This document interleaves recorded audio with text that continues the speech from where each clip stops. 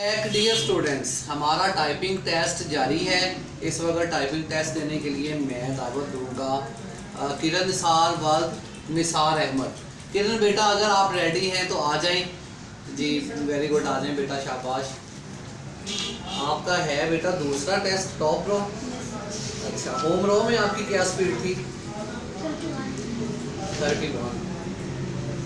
चलिए, एक क्वेश्चन मैंने आपसे पूछना है। मुझे ये बता दें कि इन पेज क्या है?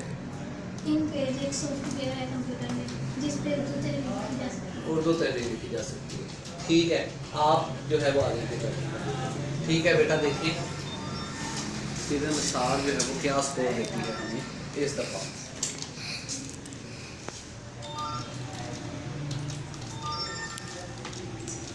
लॉन्ग पे बेटा आपने टाइप करना है। यस, ठीक है, ठीक है।